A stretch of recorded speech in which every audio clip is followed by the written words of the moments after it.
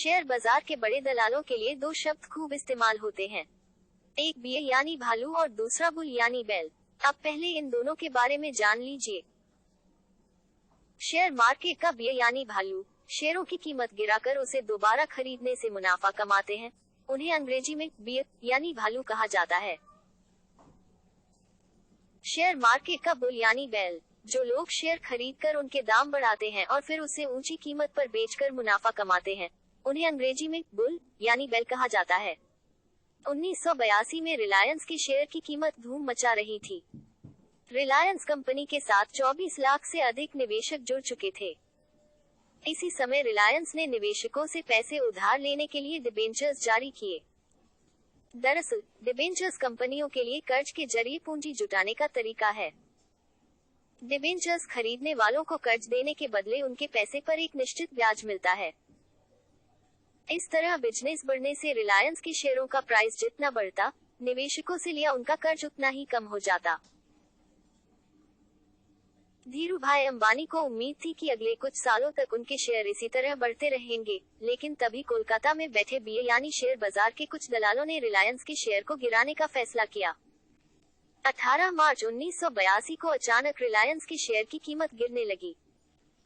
ये सब कुछ शेयर बाजार के दलालों के पहले से सुनियोजित प्लानिंग की वजह से हो रहा था। वह रिलायंस के शेयर की कीमत गिराकर लाभ कमाना चाहते थे। ऐसा करने के लिए बेयर्स ने रिलायंस के शेयरों की शॉर्ट सेलिंग शुरू कर दी। अंबानी के शेयर को गिराने वाला शॉर्ट सेलिंग तरीका क्या है? शॉर्ट सेलिंग शेयर को खरीद या बेचकर लाभ कमाने का एक तरीका है। रिलायंस के शेयर की कीमत को गिराने के लिए दलाल शॉर्ट सेलिंग कर रहे थे।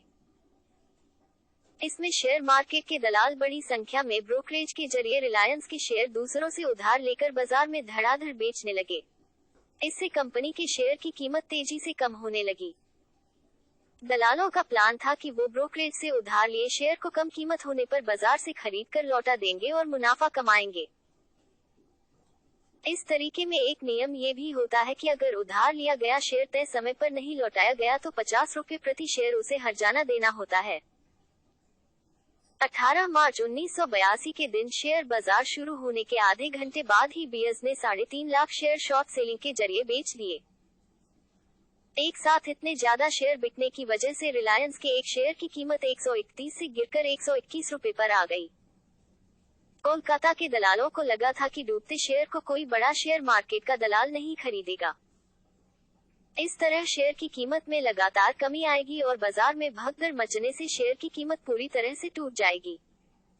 ये कुछ वैसा ही था जैसे अभी हिंडनबर्ग अडानी की कंपनी के साथ कर रहा है। ऐसे में तब रिलायंस का डूबना तय लग रहा था। फिर धीरूभाई अंबानी ने बेयर्स के दांव को ही पूरी तरह से पलट दिया। धीरूभाई अंबानी को इस बात की जानकारी मिल गई थी कि कोलकाता में बैठे शेयर मार्केट के दलाल रिलायंस के शेयरों की कीमत तोड़ रहे हैं। इसके बाद देर किए बिना अंबानी ने दुनिया भर के टॉप बुल दलालों से संपर्क किया। अब अंबानी की तरफ से भी कई टॉप बुल दलाल शेयर बाजार में कूद चुके थे। अब एक तरफ कोलकाता में बैठे बेयर्स दलाल धड़ाधड़ शेयर बेच रहे थे, वहीं दूसरी ओर अंबानी के समर्थक बुल दलाल शेयर खरीद रहे थे। 18 मार्च की शाम को दिन खत्म होते समय शेयर 125 रुपए की कीमत पर जाकर बंद हुआ। धीरूभाई को इनपुट मिल गया था कि कोलकाता का दलाल एक सप्ताह के वादे पर शेयर की शॉर्ट सेलिंग कर रहा है। ऐसे में अंबानी ने इस बात पर फोकस किया कि किसी भी तरह से एक सप्ताह तक शेयर की कीमत ज्यादा नहीं गिरे।